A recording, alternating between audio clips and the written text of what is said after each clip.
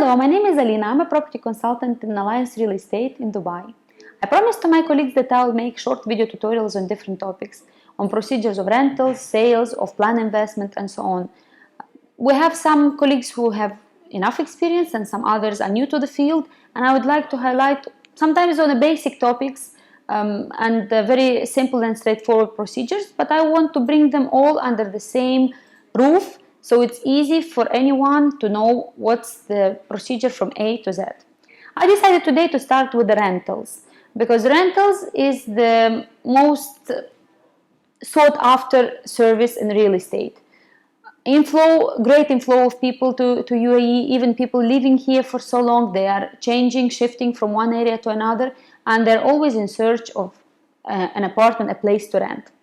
So from the point of view of a property consultant, let's start the rental from the client.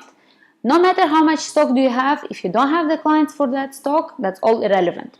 So the clients basically, they can be generated from different sources, but I will point on two. One of them, it's through the marketing, through the portals. We're using the Bizzle Property Finder, the website, and some other means of marketing.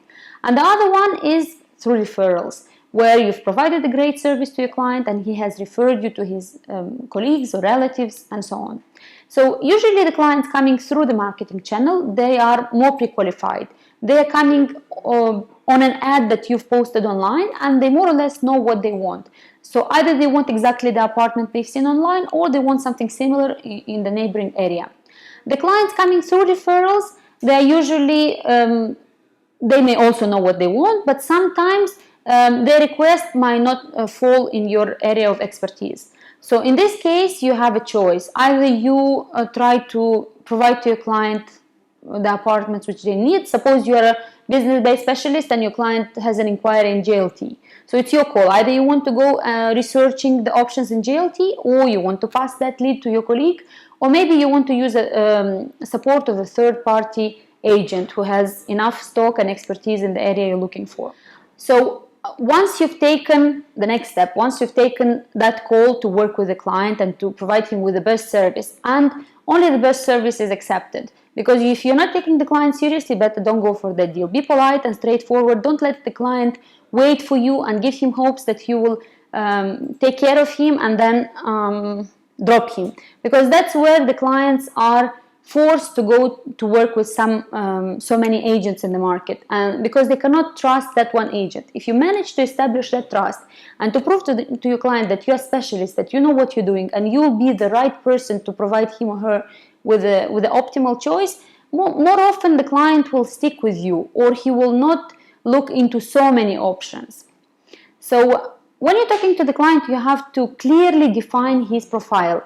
You have to understand what is his or her budget, because it's no shame of asking how much money the person is looking to spend for renting an apartment.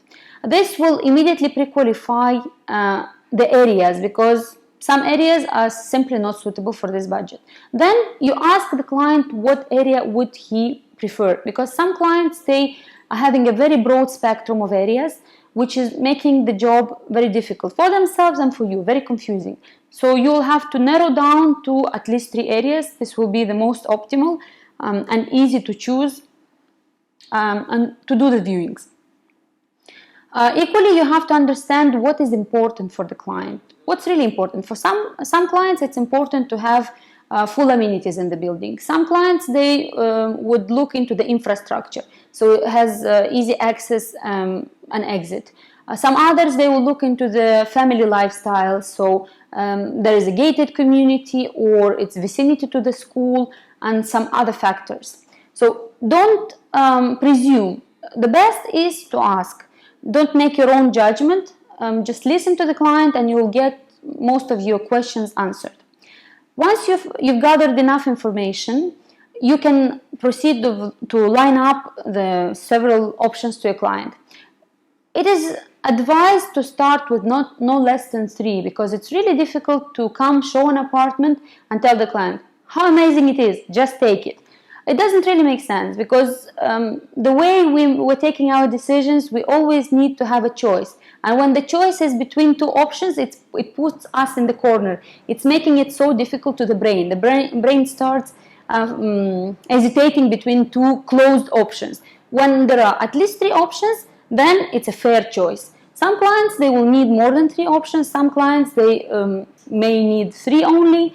And then it depends on the decision-taking procedure of the client, on how many apartments he's seen before that, on how good is your apartment and how right is the options you've selected. If you listen to the client carefully and you've done your homework properly, maybe you'll be able to provide the best option from the first viewing.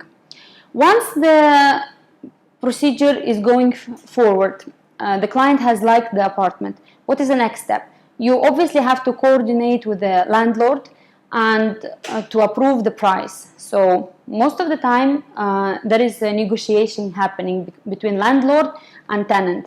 So you are that link, as an agent, you are that link to make the deal fair for both parties. Once both parties agreed for a successful deal, then we process to the documentation part. So what is effectively required to sign a tenancy contract?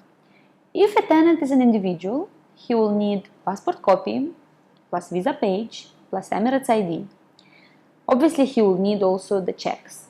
The security deposit check, if the apartment is, or the property is unfurnished, it is 5% of the contract value, and if the property it is furnished, it's 10% from the contract value.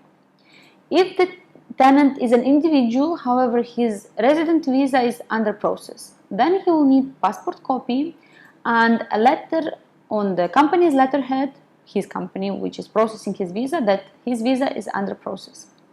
If the tenant is a company, then it will be required the trade license copy of the company and the Emirates ID of the signatory person, and the company will have to stamp the tenancy contract with the company stamp.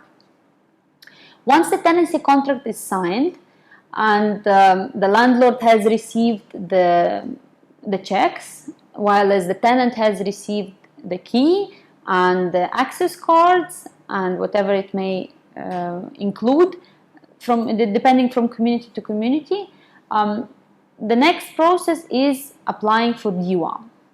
DEWA is Dubai Electricity and Water Authority in Dubai. So let's start with the fact that each unit has to be first registered on the landlord. Sometimes there are cases when the landlord has not registered the unit in DEWA. When the tenant goes to apply, then he is returned, his application is returned. He has to chase the landlord to make sure that he goes and registers. Sometimes the landlord is out of town or maybe out of country, is a non-resident in here. That's why we have to make sure, as property consultants, we have to make sure that we study the case before we start renting the apartment. We make sure there are no liabilities. It is quite easy to check the DEWA number, the premises number on the door, and to make a verification call to DEWA to make sure that the apartment doesn't have any outstanding payments or any problems. So when the tenant goes to connect the DEWA, he would require the passport copy, visa page, Emirates ID, the documents of the landlord, which is also passport copy if he is a non-resident. If a resident, then a full list of documents, passport copy, visa page, Emirates ID. The tenant has to sign a DEWA application, which is available in each DEWA office. The tenant will have to place a security deposit. For apartment, it's 2,120. For a villa, it's 4,120. The security deposit is refundable at the time of move out from the premises. Once the tenant has registered the property in DEWA, the next step is registering the ejari. For ejari, it will be required title deed, tenancy contract, passport copy of the tenant with the visa page and Emirates ID, and the DEWA bill.